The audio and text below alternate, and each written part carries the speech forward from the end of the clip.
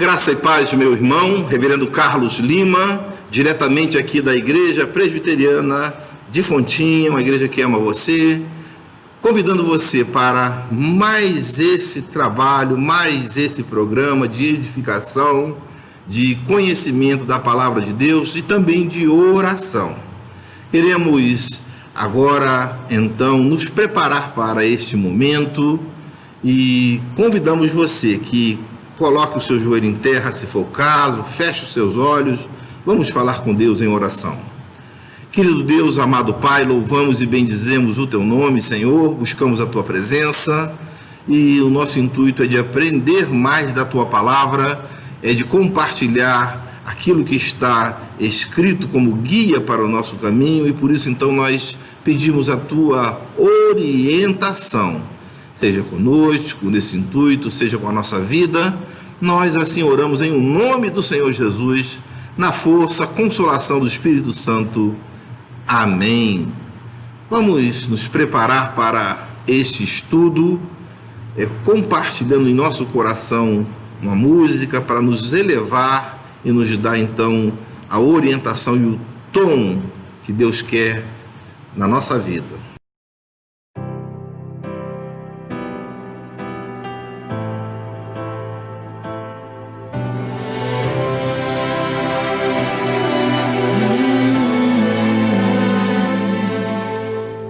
Se o mar se agitar e tudo escurecer e parecer que eu não vou sobreviver, se o meu coração sentir que é o fim, eu vou manter meus olhos firmes no Senhor. Circunstâncias não alteram as promessas do Senhor. Tudo contribui para o meu bem. Céus e terra vão passar, mas o meu Deus não falhará. Seu amor brilhará e sempre cuidará de mim. Nada temerei, eu sei que não estou sozinho. O Todo-Poderoso é o meu amigo. Sua voz acalma o mar, faz milagre acontecer. Posso crer e descansar em Deus. Exalte ao Deus Todo-Poderoso.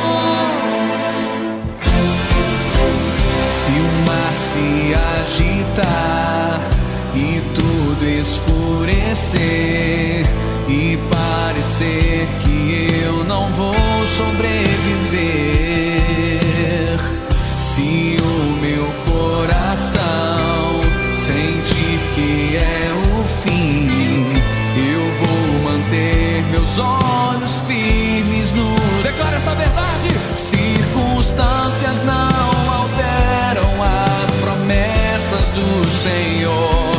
Tudo contribui para o meu bem. Céus e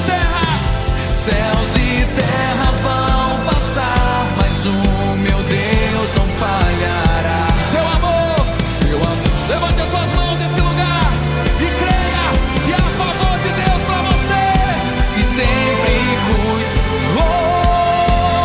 de mim. Faça explodir o teu som. Nada temerei, eu sei que não estou sozinho. O Todo-Poderoso é o meu amigo. Sua voz acalma o mar,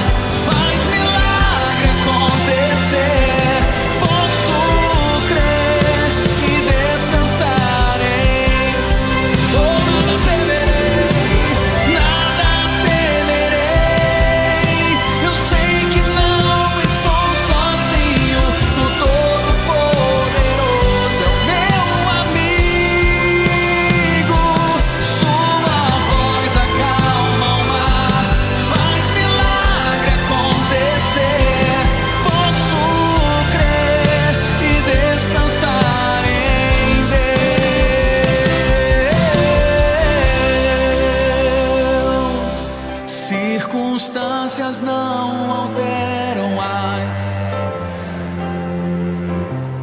Tudo contribui para o meu bem. Céus e terra vão passar, mas o meu Deus não falhará. Levante a sua voz. O seu amor brilhará e sempre cura. Onde está o som dos adoradores? Time, erga sua voz e cante. Nada temerei, eu sei que não estou sozinho. O Todo-Poderoso é o meu amigo. Sua voz acalma o mar, faz milagre acontecer. Posso crer e descansar em Deus.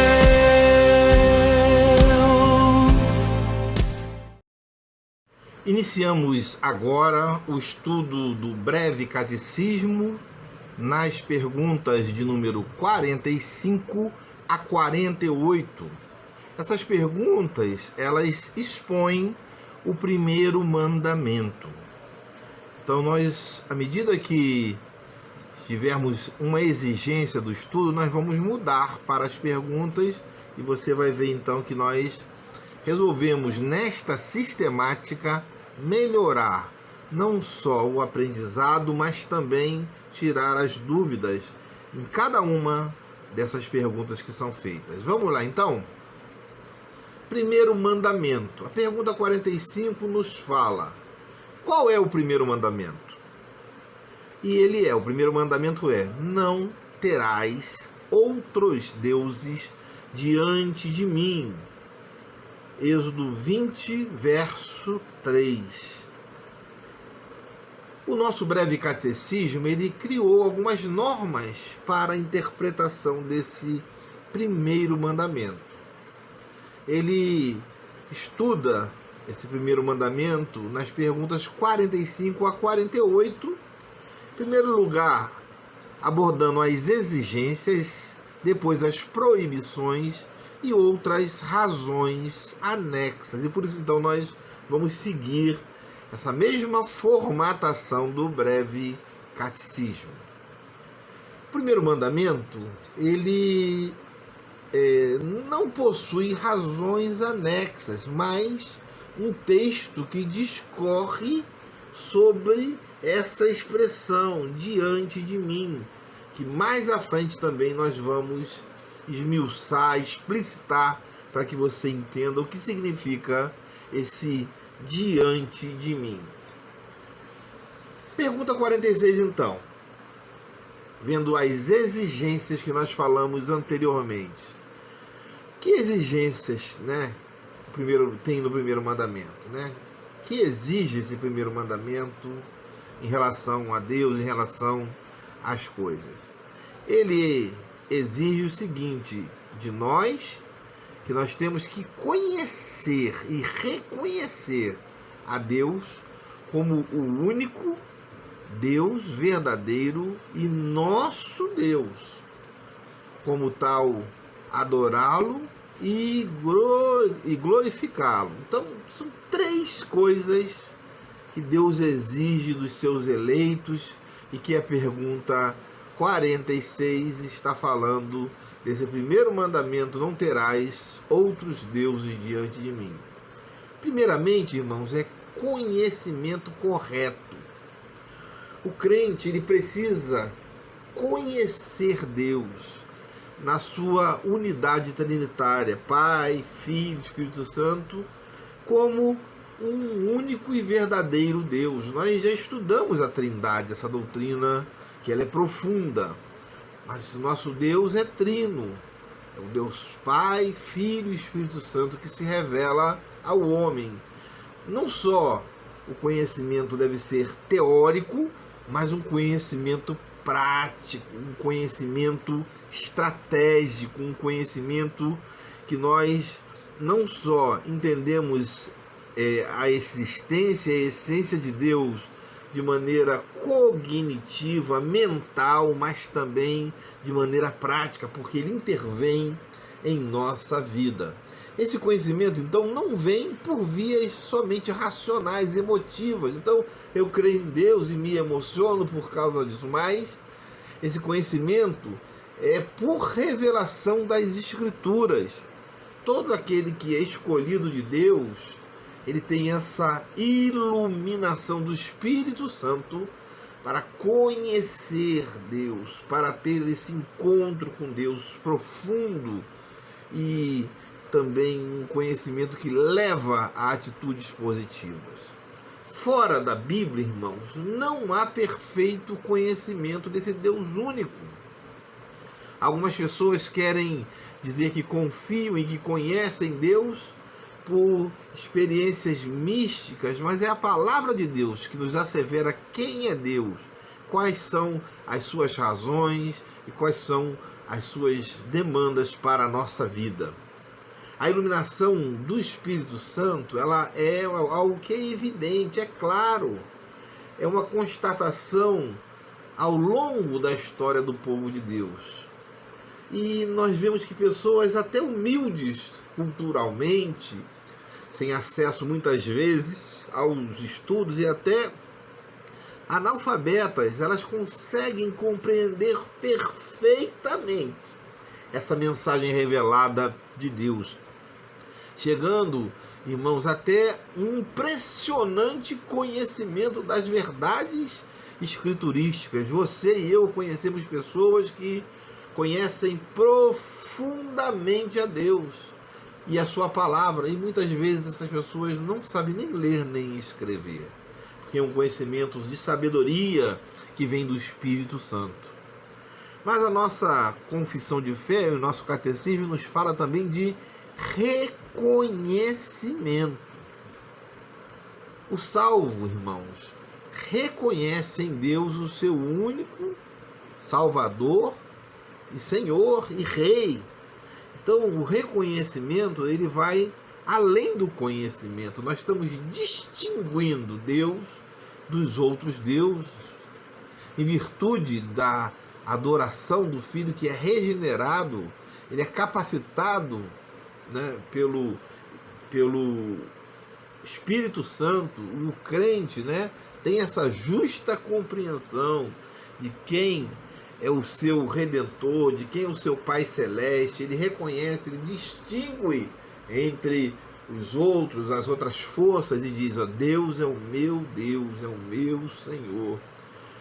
O filho normalmente não conhece o pai por informações técnicas de paternidade. Olha, quem é o seu pai? Não, foi aquele que me gerou. Meu pai é aquele que na minha concepção foi o responsável com os seus genes me repassarem todas essas informações genéticas. Não, nós conhecemos e reconhecemos a Deus na experiência, na vida, quando há o contato diuturno com Deus. Assim o Filho de Deus, ele vive em comunhão com o Pai Celeste, conhece também a Deus profundamente, como nós podemos conhecer o nosso Pai e reconhecê-lo dentre outros, quando nós o distinguimos dentre os outros seres humanos. Mas além disso, a nossa confissão nos fala sobre uma correta adoração. Deus exige dos seus adoradores que o adorem em espírito e em verdade, de maneira privada e privativa e exclusiva. Não, nós não podemos ter outros deuses na presença de Deus. O culto de Israel, então, irmãos, não se expressava como o povo queria, como o povo desejava, mas como Deus estabeleceu e o requereu. Olha, irmãos, culto é serviço a Deus, do servo que serve bem a Deus. Portanto, o servo não tem como ditar essas regras, não tem que ser como o servo quer, mas ser de acordo com o que o Senhor determinou e prescreve nas suas escrituras. Deus planejou nos mínimos detalhes o culto estabeleceu uma estrutura, não naquela época, no Antigo Testamento, sacrificial, ordenou o ministério, os rituais.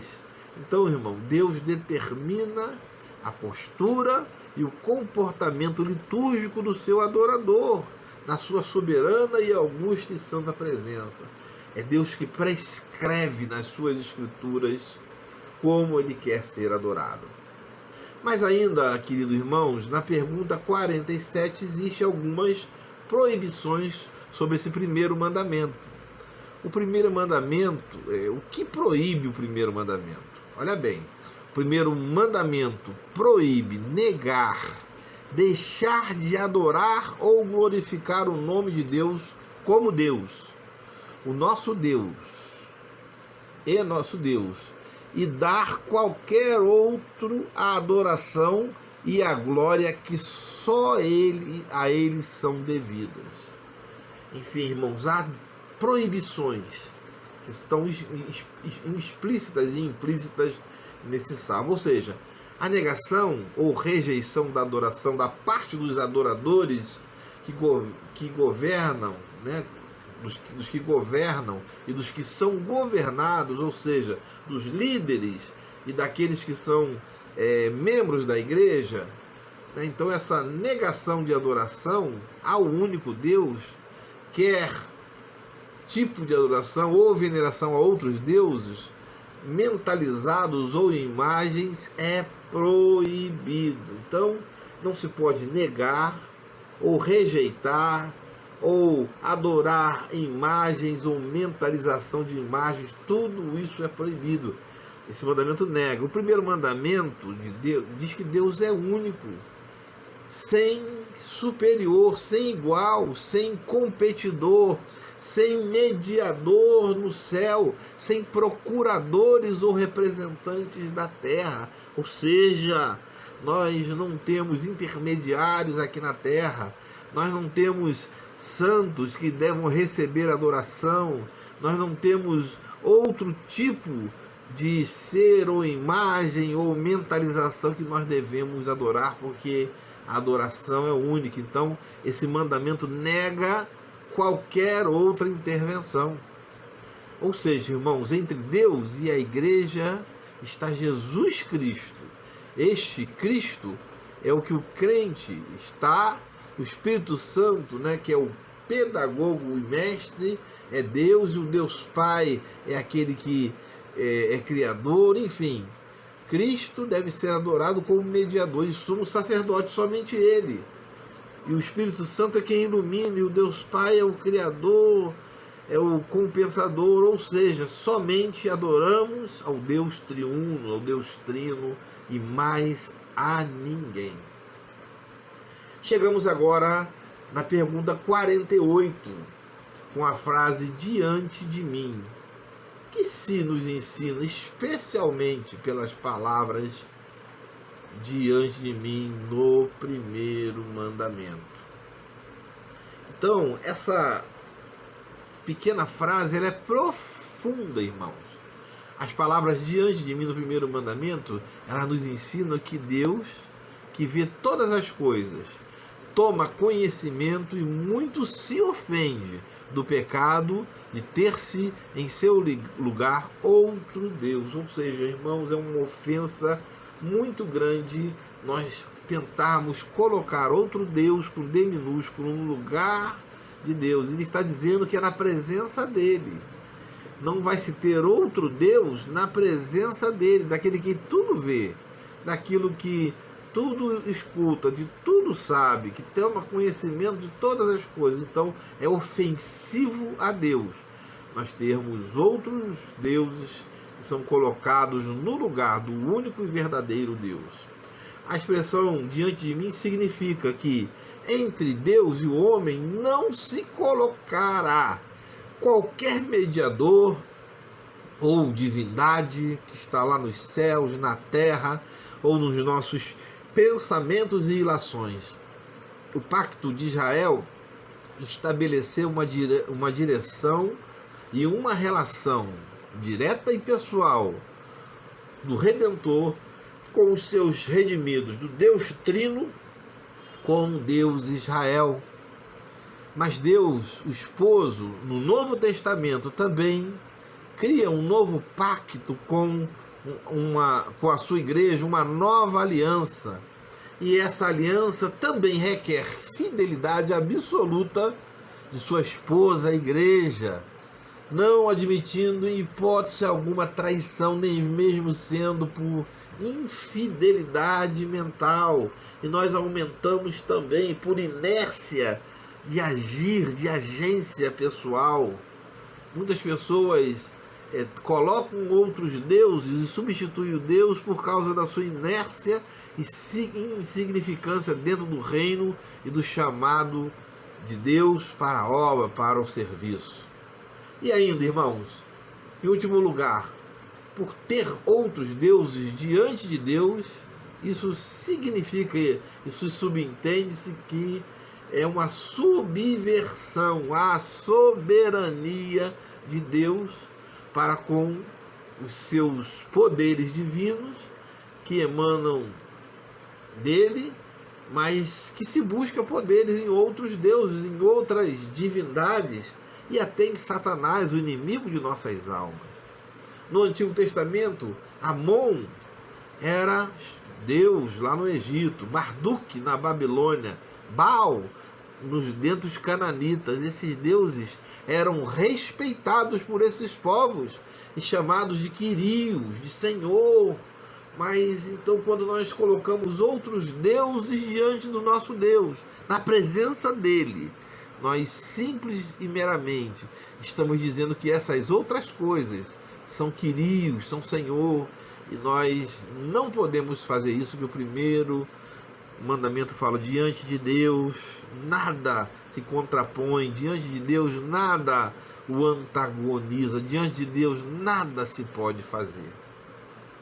Querido, que Deus abençoe você, que você coloque Deus como supremo e único, que não se levante na sua vida outro Deus, outra peça substitutória, outra imagem ou qualquer outro ícone, seja dentro da sua casa, dentro da sua família, dentro dos seus, dentro daqueles que muitas vezes estão na sua casa se colocando no lugar de Deus, porque assim nós fazemos. Trocamos o nosso tempo, damos mais importância às vezes à nossa família, damos mais importância aos outros afazeres e esquecemos do Deus único, verdadeiro, daquele Deus que pode fazer todas as coisas, do Todo-Poderoso. Deus nos abençoe nesse propósito. Na nossa avaliação, nós gostaríamos que nesse contexto do primeiro mandamento você explicasse as exigências desse primeiro mandamento, as proibições desse mandamento e o significado da expressão diante de mim. Que o Senhor abençoe a sua vida, que o Senhor esteja com você rica e poderosamente. Amém. Chegou, irmão, o momento da nossa oração. O momento em que nós buscamos a Deus em oração. E queremos desde já colocar a nossa Igreja Presbiteriana do Brasil nas mãos do Senhor, o Seminário Presbiteriano, todos os sínodos, todos os presbitérios, todas as igrejas, todos os oficiais, colocar o presbitério de Bento Ribeiro nas mãos do Senhor, seu presidente, sua executiva, pedir as bênçãos do Senhor. Queremos também colocar o Seminário Presbiteriano, o Seminário Simonton na mão do Senhor, pedir ao Senhor que abençoe rica e abundantemente os seus professores, a sua direção. Colocar a nossa igreja da Fontinha nas mãos do Senhor, o seu conselho, a sua junta diaconal, suas sociedades internas, colocar todos os membros da igreja e suas famílias nas mãos do Senhor, pedir que o Senhor seja com a nossa igreja, seja com aqueles que passam a necessidade, ser com a causa na justiça que nós estamos pleiteando diante de Deus, seja com os enfermos, seja com essa nossa retomada de atividades, seja com a nomeação da nova diretoria, dos novos líderes da igreja para 2021, também das novas diretorias eleitas, pedir por aqueles que sofrem, que choram, aqueles que passam problemas, e pedir pelo seu problema, sobre o qual você agora vai curvar a sua cabeça para falar com Deus. Oremos então, fale com Deus neste momento. Amado Deus, querido Pai, nós expomos as nossas necessidades e te clamamos pela Igreja Nacional, pela Igreja do nosso presbitério, pela Igreja da Fontinha, sua liderança, Senhor, suas sociedades internas, seus membros, o conselho, a junta diaconal, todas as sociedades internas, Pai, a nossa questão na justiça, clamar, Pai, por aquele servo teu, por aquela serva tua, Pai, que passa por necessidades, Pai. Clamar, Senhor Deus, pelos enfermos, por aquele que está desempregado ou subempregado, Pai. Abençoa o teu povo, Pai. Seja, Senhor Deus, com o teu povo. Nós queremos, Senhor Deus, colocar diante do Senhor as nossas questões, Pai, a nossa vida, Senhor Deus, as nossas necessidades, Pai, pedindo por tua misericórdia, Senhor, pedindo por tua intervenção, Senhor.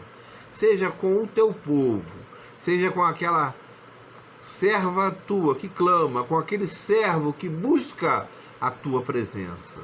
Nós colocamos todas essas coisas na tua mão, na tua presença, em o nome do Senhor Jesus, na força e consolação do Espírito Santo. Amém. Amém, querido irmão, querida irmã. Deus abençoe você profundamente, você que orou e buscou com fé. Amém.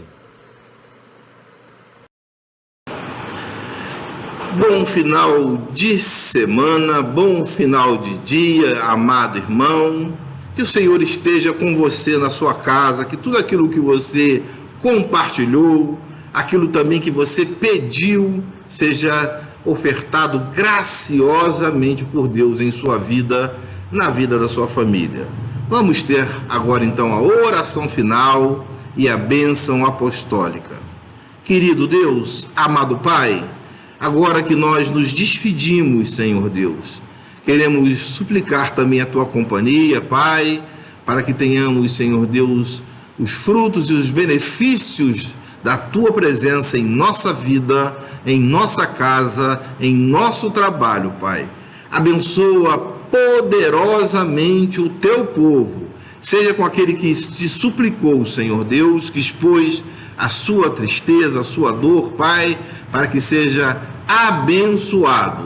Nós assim oramos em o nome do Senhor Jesus, na força e consolação do Espírito Santo. Amém.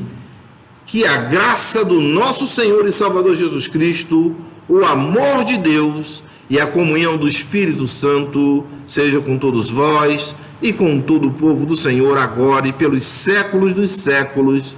Amém.